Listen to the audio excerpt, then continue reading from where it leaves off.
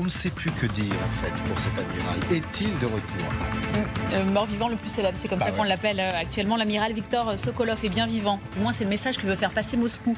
Et pour nous en donner la preuve, plusieurs sites russes diffusent depuis plusieurs heures, plusieurs médias russes, notamment la chaîne du ministère russe de la Défense, une vidéo dans laquelle il s'exprime. Problème, nous n'avons pas de date. Et le commandant de la flotte russe en mer Noire ne fait mais alors aucune allusion à la fameuse attaque ukrainienne de vendredi dernier qui a détruit son QG. On va l'écouter. La flotte remplit les tâches fixées par le commandement avec confiance et succès. Les forces de surface, les forces sous-marines, l'aviation navale et les troupes côtières remplissent leur mission avec succès. Vous savez que les exploits de nos marins ne quittent pratiquement jamais l'écran de la télévision nationale. Assez surréaliste, pas un mot, vous le disiez Anne, sur ces bâtiments qui ont été détruits vendredi et les 35 ou 40 hauts gradés qu'il a perdus ou qu'il aurait perdus lors de cette frappe ukrainienne. On va aller de nos quoi ? De nos voyances, de nos analyses, Marc Chassillan. Comment vous expliquez d'abord cette image, le canal, pas de date, un discours qui ne dit rien? Je crois que les Russes ont plusieurs problèmes à résoudre après cette frappe. Le premier, c'est d'essayer quand même d'en savoir un peu plus sur le réseau d'information qui a permis ce ciblage dynamique. On appelle ça un ciblage dynamique, c'est-à-dire que vous imaginez bien, pour que des missiles Scalp tombent au bon moment dans la bonne salle de réunion, il a fallu accumuler un nombre assez considérable d'informations, les recouper du côté ukrainien, et ça ne peut pas se faire sans qu'il y ait des présences physiques du côté de Sébastopol, qui viennent recouper un certain nombre d'informations qui viennent du renseignement électronique, de l'espionnage des téléphones, de l'espionnage de l'Internet, etc., etc. Bon, donc les Russes ont un problème à résoudre, qui est de remonter toutes ces filières d'informations pour évidemment les démanteler, les casser, chercher là où les taupes, qui quelquefois sont des taupes involontaires. Vous savez, les gens envoient des SMS pour dire on se voit bien à la réunion du temps avec l'amiral. Tout le monde prend ça pour un message parfaitement anodin. Le gars n'a pas trahi sa patrie, simplement il envoie un message à un copain pour lui dire qu'on a bien rendez-vous. Bon, ça c'est le premier problème. Et donc, pour ça, il faut du temps.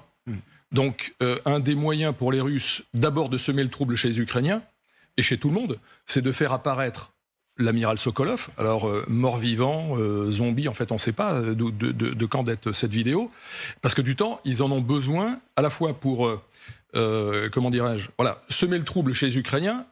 Les Ukrainiens se disent « Ah mais finalement on l'a raté », donc nos renseignements n'étaient pas forcément aussi bons que ça. Oui, parce que les forces spéciales ukrainiennes disent « Attendez, on va clarifier nos informations là, parce que... » Voilà, c'est-à-dire que même un des secrets de la guerre, c'est quand même d'instiller le doute chez l'ennemi. Enfin, c'est la base. C'est la base de la gestion de guerre. Et donc, on peut interpréter ça comme ça. Bon, après, évidemment, je suis comme vous, je n'ai pas plus d'informations sur la véracité de cette vidéo, quand elle a été prise, si c'était l'année dernière ou il y a 4 jours, avant qu'il meure peut-être. Mais en fait, on n'en sait rien. Et donc ça, c'est un véritable souci. Bon, puis après, les autres problèmes, j'imagine qu'on en parlera après. C'est la vulnérabilité des états-majors qui se pavanent dans des immeubles non protégés. Ça, c'est quand même un souci, parce que c'est quand même pas la première fois qu'ils se font taper un état-major. Alors ça, c'est celui de la marine, mais ils en ont eu quand même quelques-uns, des PC de campagne qui ont été rectifiés par des HIMARS ou des Scalp. Donc là, ils ont quand même un vrai... On en parlera tout à l'heure d'ailleurs, on en parlera parce que visiblement, c'est une tactique ukrainienne que de chasser les hauts gradés russes. Mais Magali, est-ce qu'on ne pourrait pas aussi prendre le problème dans l'autre sens? C'est-à-dire que, peut-être, on doute, même sur cette réunion, est-ce que les Russes ne seraient pas en train de feuilletonner pour jouer un peu avec les nerfs des Ukrainiens? Et finalement, ce commandant peut réapparaître à tout moment après une frappe qu'il aura, pour le coup, effectuée avec succès. Tous les scénarios sont sur la table, donc c'est compliqué de répondre. Mais c'est vrai qu'on a l'impression que vraiment il y a une volonté, en effet, d'instiller le doute. Parce que c'est vrai qu'il était très simple que dans cette allocution rapide là devant les caméras, qu'il fasse une toute petite référence à la frappe de Sébastopol. C'est-à-dire que là, on a vraiment l'impression, c'est vrai, le quand numéro on du jour que de la c'est- Pravda, voilà, sous le bras. que ça peut vraiment avoir été enregistré avant. Ce qui est intéressant, c'est que manifestement, quand même, les Ukrainiens sont en train de rétropédaler et que ça sème vraiment le doute.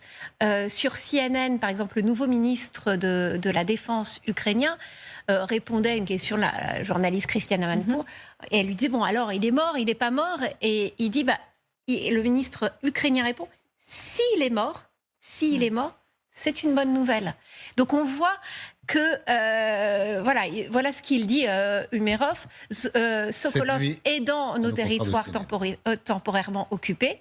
Donc ils ont bien l'information qu'il est présent. Alors, on sent qu'il vise la Crimée, mais il ne devrait pas y être du tout. Donc s'il est mort, c'est une bonne nouvelle pour tout le monde, afin que nous L'emploi du continuions conditionnel, ouais, effectivement. à libérer nos territoires. Il ne dit pas, il est mort. Alors, je pense que, d'abord, savoir quelle est la vraie cible des Ukrainiens. Est-ce que c'est l'amiral Sokolov ou est-ce que c'est l'amiral et son état-major?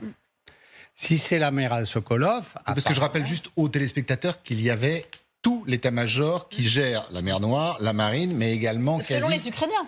selon les Oui, Ukrainiens, une partie de l'offensive. Si c'est Sokolov, ils ont fait beaucoup moins bien que les Américains avec l'amiral Yamamoto, pendant le grand amiral Yamamoto, qu'ils ont pris... Ils ont descendu son avion et là, ils l'ont pas loupé. À partir de Guadalcanal, sur les îles Salomon, avec tout un processus de renseignement remarquablement monté.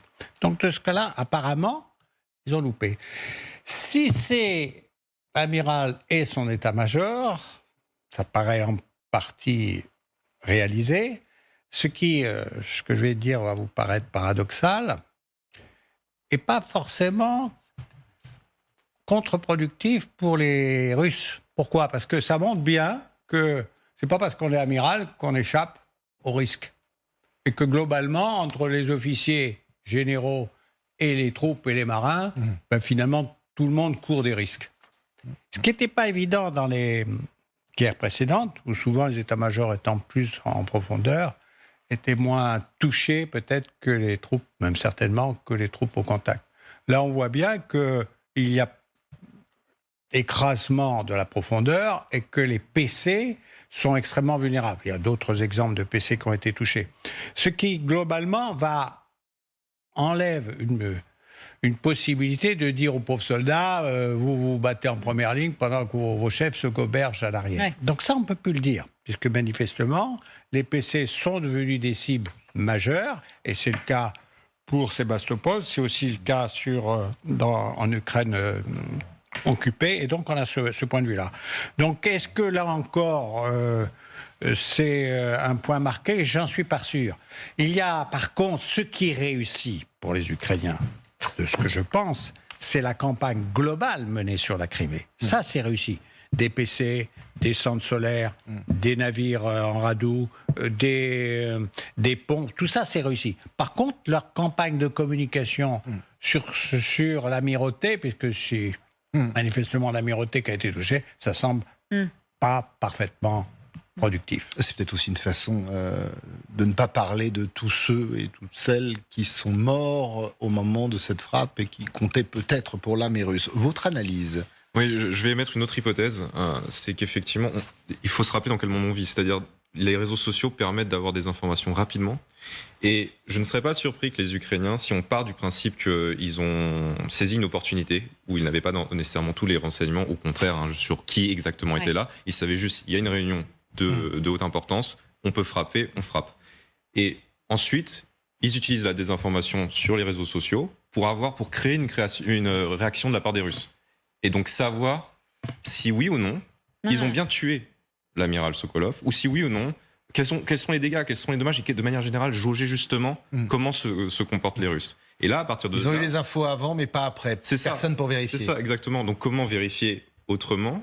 Forcer les Russes à réagir. On a tué l'amiral, maintenant prouvez-le. Les Russes se sentent obligés de le prouver. Maintenant, ils font effectivement une preuve qui interpelle un petit peu quand même. C'est effectivement, comme on l'a souligné, ce n'est pas non plus... c'est pas flagrant. C'est ça. Donc peut-être que les Ukrainiens ont des informations complémentaires qui permettraient justement d'avoir une opinion différente sur leur frappe.